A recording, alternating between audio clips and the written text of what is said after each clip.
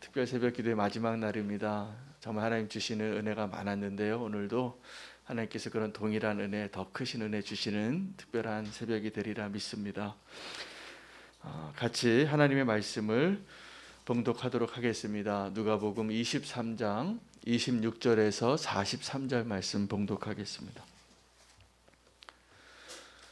누가복음 23장 26절에서 43절 말씀 한 목소리로 같이 봉독하도록 하겠습니다. 같이 읽겠습니다. 그들이 예수를 끌고 갈 때에 시몬이라는 구레네 사람이 시골에서 오는 것을 붙들어 그에게 십자가를 지워 예수를 따르게 하더라. 또 백성과 및 그를 위하여 가슴을 치며 슬피 우는 여자의 큰 무리가 따라오는지라. 예수께서 돌이켜 그들을 향하여 이르시되 예루살렘의 딸들아, 나를 위하여 울지 말고 너희와 너희 자녀를 위하여 울라. 보라, 날이 이르면 사람이 말하기를 잉태하지 못하는 이와 해산하지 못한 배와 먹이지 못한 젖이 복이 있다 하리라. 그때에 사람이 산들을 대하여 우리 위에 무너지라 하며 작은 산들을 대하여 우리를 덮으라 하리니, 푸른 나무에도 이같이 하거든 마른 나무에는 어떻게 되리요 하시니라. 또 다른 두 행악자도 사형을 받게 되어 예수와 함께 끌려가니라.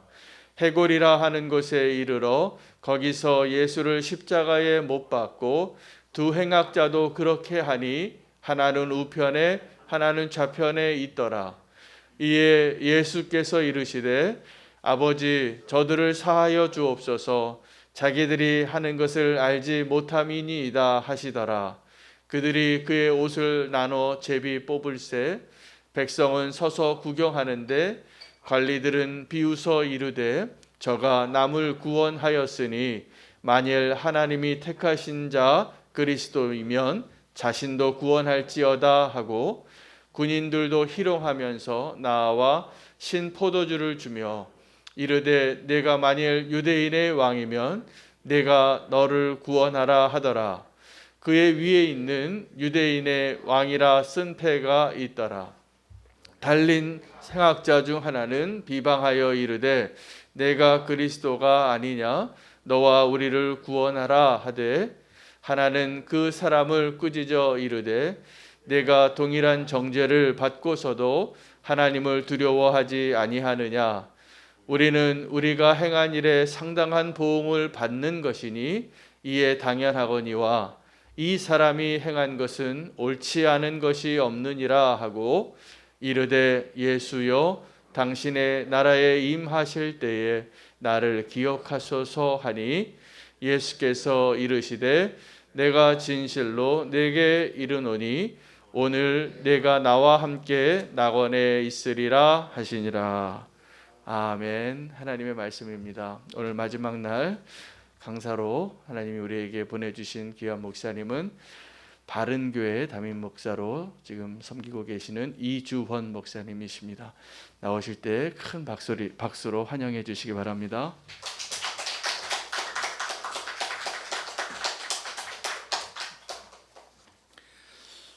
네, 반갑습니다.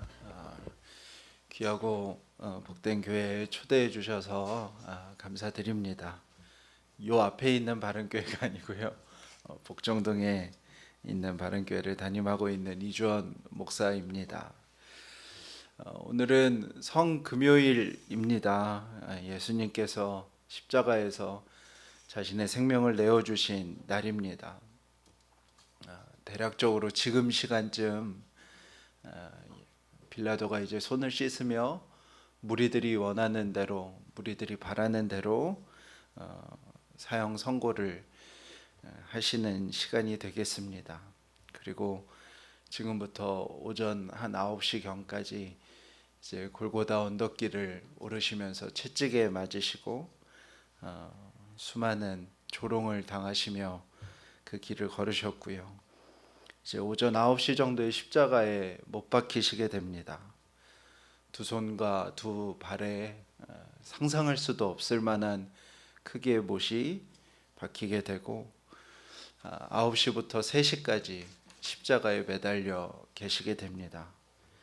그리고 십자가에서 7번의 말씀을 하시죠. 아버지, 저들을 사하여 주옵소서. 자기들이 하는 일을 알지 못하나이다. 내가 나와 함께 낙원에 있으리라. 또 마리아에게 여자여 보소서 아들이니이다. 그리고 사랑하는 제자였던 요한에게 어머니를 부탁하면서 보라 내 어머니라. 나의 하나님 어찌하여 나를 버리시나이까. 내가 목마르다. 다 이루었도다. 아버지여 내 영혼을 아버지 손에 부탁하나이다.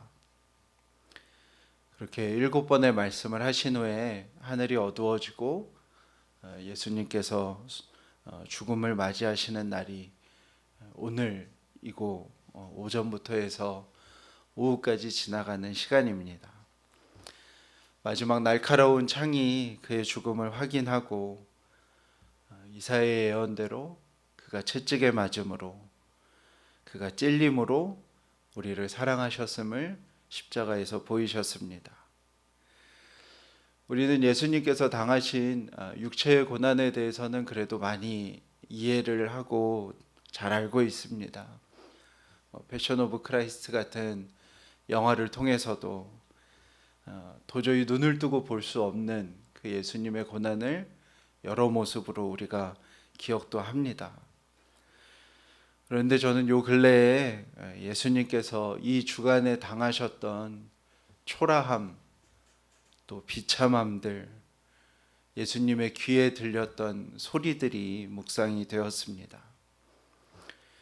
종려주일에 예수님께서 나귀 새끼를 타고 예루살렘으로 들어오십니다. 나귀가 절대로 할 수 없는 한 가지가 있는데요. 그것은 멋있게 걸을 수 없다는 겁니다. 모델이 다리가 긴 이유는 멋있게 걸을 수 있기 때문이죠. 다리가 길어야 걷는 거에 태가 납니다. 근데 짧은 다리를 가진 나귀는 절대로 할 수 없는 것이 폼나게 걷지 못하는 것입니다. 게다가 새끼이죠. 새끼라는 말은 아직 등에 짐이나 사람을 실어본 적이 없는 나귀라는 것입니다.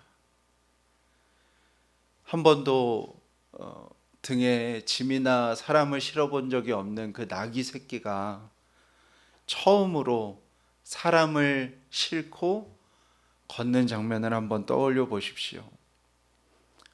뒤뚱뒤뚱거리고 누가 봐도 위태롭고, 상상해 보면 똑바로나 걸었을까. 걷다가 이쪽으로 빠져서 한참 궁금해하다가 또 걷고, 또 걷다가 무거우니까 멈추고, 아마 그 길을 제대로 걸어가지도 않고 그냥 아주 뒤뚱뒤뚱거리고 위태롭고 정신없고, 그렇게 예수님께서 나귀 새끼를 타고 오십니다. 이스라엘은 전략적 요충지였기 때문에 수많은 군대 장관들이 거대한 말, 아름다운 말, 흰 말을 타고 다니던 곳이었습니다. 로마 군대의 수많은 사람들이 멋진 말을 타고 위용을 뽐내는 것이 어쩌면 그들에겐 익숙한 광경이었을 것입니다. 그리고 이스라엘 백성은 끊임없이 갈망했습니다. 로마 제국보다 더 강한 이스라엘 제국을 만들어줄 메시아를 기다리고 있었습니다. 그들이 바라던 메시아는 저 로마의 장관들처럼 흰 말을 타고 위용을 뽐내고 강력한 왕이기를 이스라엘은 바랬었죠.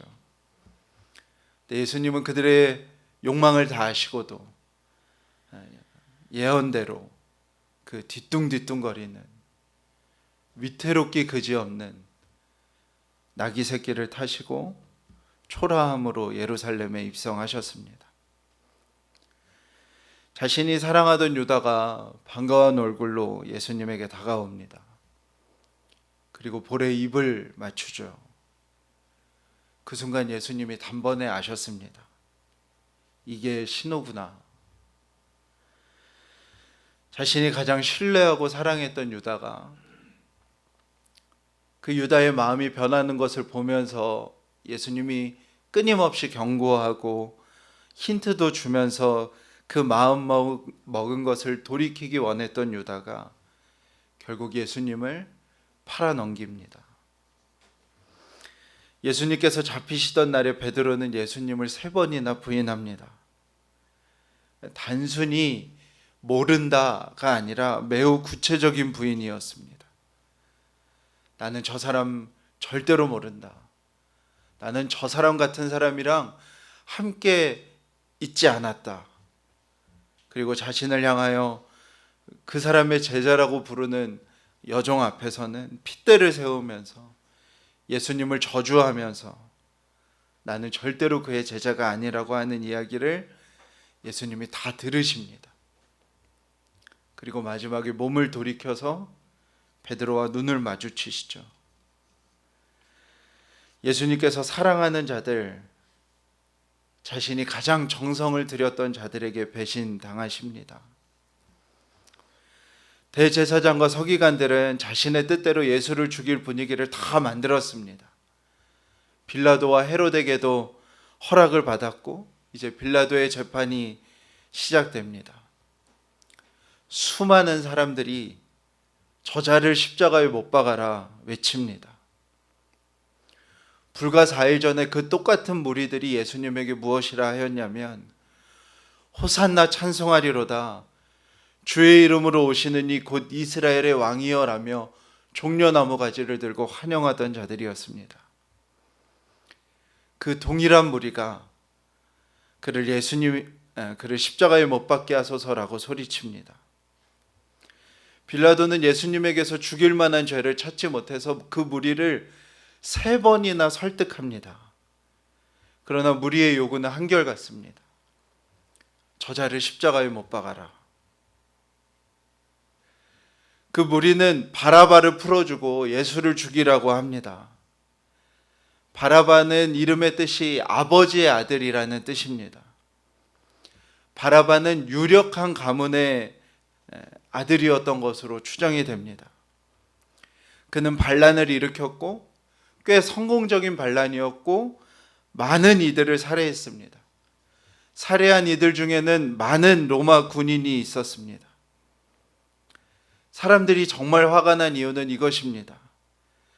하나님의 아들이라고 하는 예수가 사람의 아들이 이룬 성과조차도 내지 못했기 때문입니다. 무리들은 예수님께서 사람의 아들이 실패한 일을 성공하실 거라고 굳게 믿었습니다. 근데 예수님은 로마 군인 하나 죽이지 못하고 고작 귀 하나 자르는 것으로 그는 허망하게 잡혀서 초라하게 있는 것입니다. 무리는 결국 예수님이 보여주신 그 초라한 모습 때문에 화가 난 것이죠. 십자가를 지실 힘도 없으셨습니다. 가난한 나사렛 동네 목수 출신인 예수는 마르고 상하고 찢겨져서 일어설 수도 없는 상황이었습니다. 아마 그를 따르는 무리들은 끝까지 기대했을 겁니다. 이 힘과 칼의 위협을 순식간에 뒤집고 우리를 로마 제국보다 위대한 나라로 세워주실 그 메시아의 모습을요.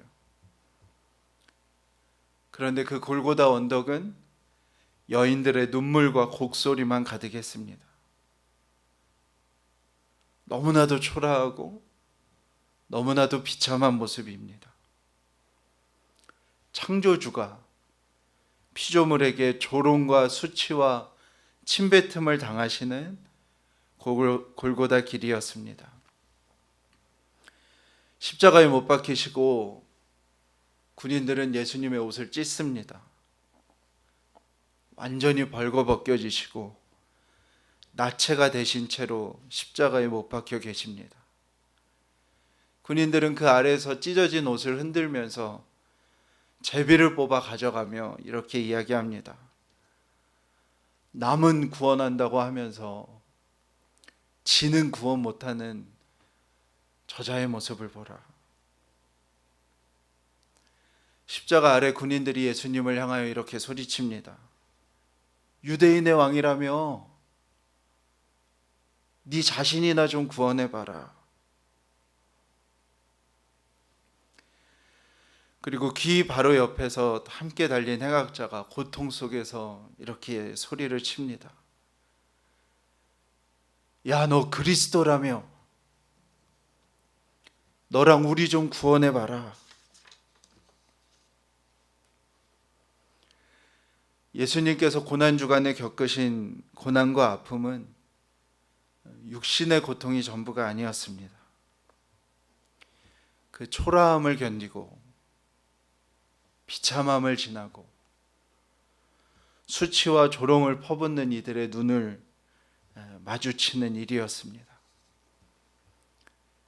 예수님께서는 초라하게 오셨고 우리는 예수님의 그 초라함에 화가 났고 그리고 가장 초라한 모습으로 예수님은 죽으셨습니다. 그리고 우리는 예수님께서 그 초라함을 지나셨기에 생명과 평화를 얻었습니다. 우리가 믿음 생활을 하면서 언제 시험에 들까? 우리가 믿음 생활을 하면서 언제 우리의 믿음이 요동할까? 잠잠히 생각해 보면 어느 순간 내 자신이 초라하게 느껴질 때입니다. 우리는 다 믿음이라는 단어 속에서 잘 되고 싶어 합니다. 그것은 아마 무리의 요구와 무리의 욕망과 다르지 않을 것입니다. 이 땅에서 사람의 아들들보다 하나님의 아들을 믿음으로 인해서 더 잘 되고 싶은 마음이죠. 더 안정적이고 걱정 좀 하지 않고 더 높은 소득과 지위를 얻고 싶은 마음이 우리의 마음에 있습니다. 그런데 어느 순간 우리가 초라함을 마주하게 되는 것이죠. 초라한 내 자신을 보게 되는 것이죠. 그럴 때 뭔가 예수님을 보면, 예수님을 생각하면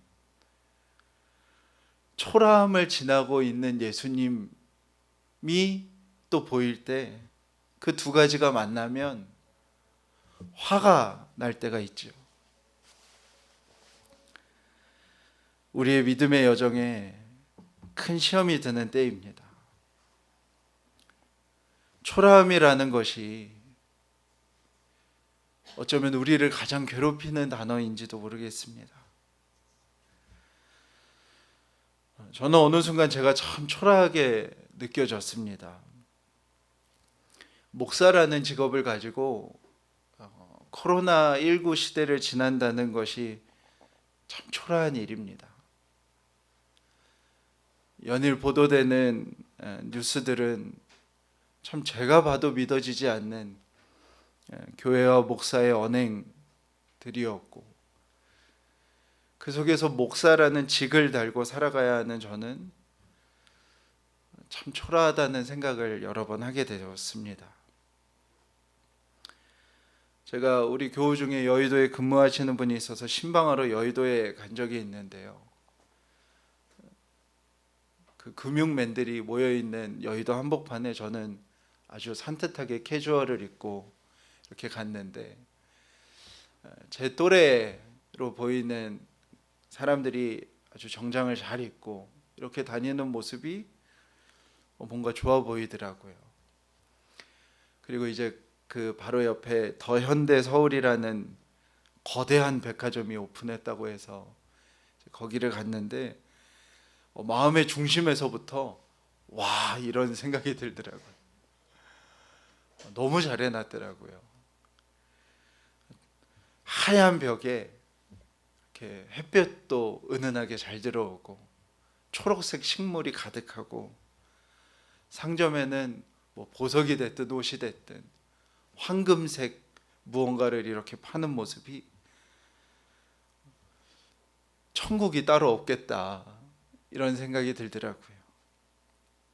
하얗고 푸르고 보석이 가득한, 정말 마음껏 소비할 수 있는 사람들에겐 새 하늘과 새 땅이겠다. 두 손 가득히 쇼핑백을 들고 가는 사람들을 보면서 뭔지 모를 초라함을 느끼기도 했습니다. 저도 전도사 시절부터 계속해서 큰 교회에만 있었습니다. 생계에 대한 고민을, 형편이 좋았던 건 아니지만 생계에 대한 고민을 해본 적 없이 살아왔습니다. 어느 날 이제 개척해야겠다는 마음이 들고 아무것도 없이 개척을 시작하면서 생계를 위해서 여러 아르바이트를 했습니다. 주 부양자는 아내이신데 아내 일도 고정적이지가 않아서 중간중간에 제가 일을 해야 될 때가 있었습니다. 대학원을 다닐 때부터, 그러니까 장교로 군생활을 마치고 그 이후부터 한 13, 14년 동안 교회 밖 세상을 경험해 보지 못했던 제가 이제 한 2년 정도 다양한 아르바이트를 하면서 생계를 꾸려갔습니다. 식혜 공장에서도 일하고 스크린 골프장에서도 일하고 대리운전도 좀 하고 조명 철거도 하고, 다이소의 물건이 아침에 들어오거든요. 그 물건들도 하고, 이런 기타 등등의 알바를 했습니다.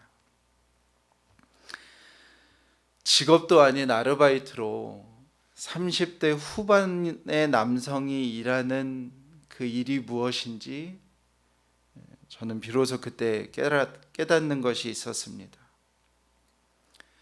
저는 일하면서 제일 낯설게 느껴졌던 것이 하나 있는데요. 내려다보는 시선이었습니다. 저는 목사로서는 한 번도 경험해 보지 못했던 시선이었습니다. 사람을 내려다보는 시선이 있구나 라는 것을 처음으로 느껴봤습니다. 제가 부끄러웠던 게 있는데요. 제가 교회에서 이렇게 성도들에게 섬김을 가르쳤던 모습이 생각났어요. 성도들은 다 이렇게 다른 사람들 올려다보면서 일하는데, 그렇게 살아가는데 내가 어떻게 이분들에게 섬김에 대해서 가르쳤을까, 그 생각이 들었습니다. 저는 그 시선들 속에서 초라함을 느낄 때마다 매우 고통스러웠습니다. 저는 100명 이하에서 설교해 본 적이 더 적습니다. 보통 제가 설교할 때 늘 100명, 보통은 3, 400명 이렇게 모여 있었습니다. 설교단은 지금도 그렇고 회중이 앉는 곳보다 높습니다. 1시간 동안 대부분의 사람들은 꼼짝없이 저의 말을 듣고 있고요. 단을 내려가면 모든 사람들이 저에게 존칭을 쓰며 어린 저에게 받았다고 하는 은혜와 감사의 말들을 늘어놓는 것이 저의 직업이었음을 깨달았습니다. 교회를 운영해가는 법은 배워왔지만 사람을 어떻게 섬겨야 하는지는 배우지 못한 제 자신을 그 시간들을 통해서 알고 보게 되었습니다. 교회와 목사가, 그 단어가 초라해져야만 회복되는 것이 있음을 깨닫게 되었습니다. 제가 초라함을 겪어야만 깨닫고 보이는 것이 있음을 알게 되었습니다. 그리고 그 속에서 얻어지는 보화와 같은 생명과 평화가 있음을 알게 되었습니다. 그리고 나서 돌아보면 우리가 지금 존재하는 이유는 나를 위해서 초라함을 견딘 사람이 있었기 때문이라는 사실을 알게 되었습니다. 우리가 예수님을 사랑하고 예수님을 예배하고 싶어서 이 새벽에까지 이렇게 많은 인원이 예배당에 나와서 예배하는 이유는 예수님께서 그 심판정에서 골고다 언덕길에서 십자가에서 초라함을 견디셨기 때문입니다. 지금 우리는 교회라는 이름으로 모여서 예배할 수 있는 이유는요, 분명한 것은 한윤호 목사님께서 초라함을 견디셨기 때문입니다. 지금 우리는 교회가 될 수 있었던 이유는 여러분 한 사람 한 사람이 일터에서 그 치열함과 눈치 속에서 초라함을 견뎌냈기 때문입니다. 여러분 한 사람 한 사람이 누구도 알아주지 않고 함부로 말하는 그 사람들의 틈바구니 속에서 초라함을 견뎠기 때문입니다. 성도들이 세상의 삶 속에서 이 세상이 내려다보는 시선을 견디셨기 때문입니다. 내가 존재하는 이유는 나의 부모가 이 거친 세상에서 초라함을 견뎌내셨기 때문입니다. 그리고 내가 초라함을 견디는 이유도 내가 이 초라함을 지나가야만 지켜낼 수 있는 자녀가 있기 때문입니다.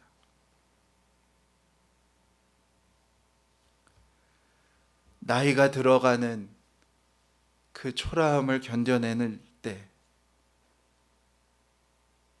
누군가의 어떤 소리들이, 잊혀지지 않는 소리들이 내면을 뒤흔드는 그 초라함을 견뎌낼 때 우리에게 생명과 평화가 있음을 우리는 알 수 있습니다.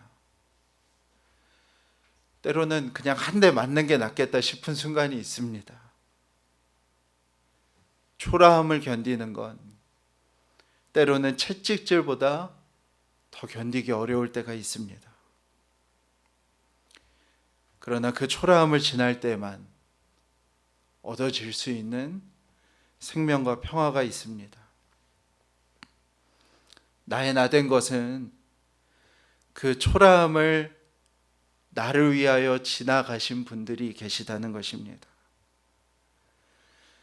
우리는 예수님과 함께 죽는, 또 정말 예수님과 함께하는, 예수님을 닮고자 하는 강력한 열망이 있습니다. 오늘 이것을 기억하셨으면 좋겠습니다. 내가 초라하다고 느껴질 때가 정말 예수님과 함께 있는 순간입니다. 내가 초라하게 느껴질 때가 그 갈망하던 예수님과 함께 죽는 순간입니다. 초라해진 내 자신을 마주하게 될 때가 예수님과 동일한 자리에 서는 순간이며 예수님을 닮아가는 우리의 삶의 결정적인 순간입니다.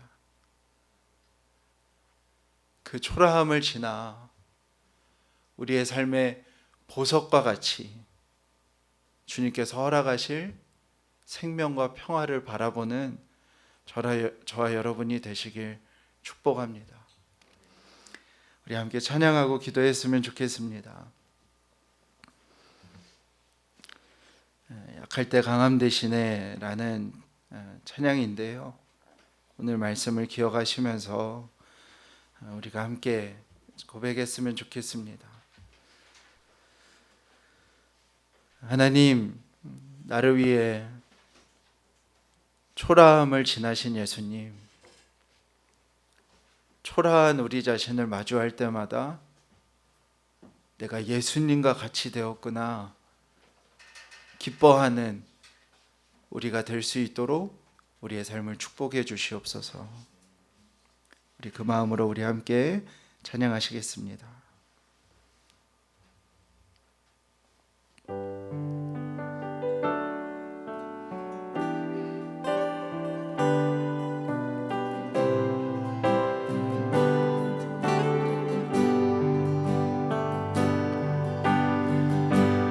약할 때 강함 대신에 나의 보배가 되신 주 나의 모든 것 주 안에 있는 보물을 나는 포기할 수 없네 주 나의 모든 것 예수 어린 양 존귀한 이름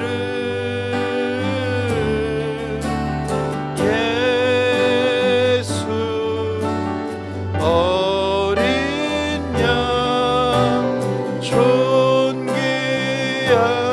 이름 십자가 죄 사하셨네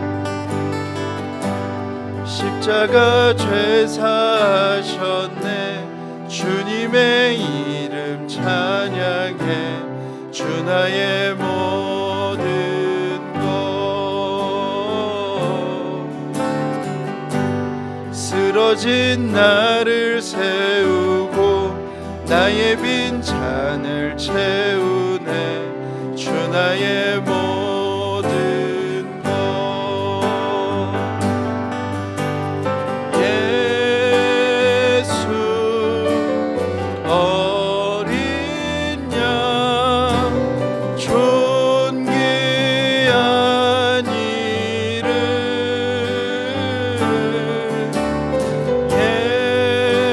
예수 어린 양 존귀한 예수 어린 양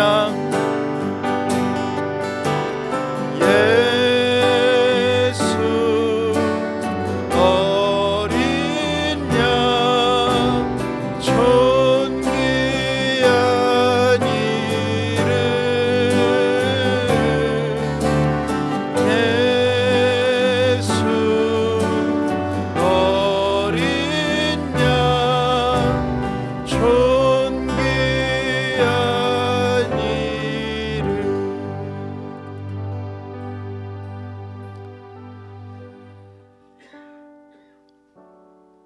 초라한 자기 자신을 발견하는 분이 계십니까? 나이 들매 또 세상 속에서 여러 가지 가정에 누구에게도 말할 수 없는 상황들 속에서 초라한 자기 자신을 마주할 수밖에 없는 모습들이 있으십니까? 오늘 이 아침에 가장 초라하게 벗겨진 채로 십자가에 매달리신 그 예수님을 기억하시길 축복합니다. 주님, 내가 주와 같이 되었습니다. 내가 주의 죽음에 동참하게 되었습니다. 내가 주님을 닮게 되었습니다. 오히려 그 초라함 앞에서 기뻐할 수 있는, 감사할 수 있는, 주께서 맺어주실 생명과 평화를 기대할 수 있는 저와 여러분의 삶이 되시길 축복합니다. 하나님이 초라함을 지나게 해주십시오. 지나게 해주십시오. 그래서 주께서 허락하실 그 생명과 평화를 맛보게 해주십시오. 우리 함께 소리 내어서 함께 기도하시며 주님 앞에 나아가도록 합시다. 기도합시다. 하나님,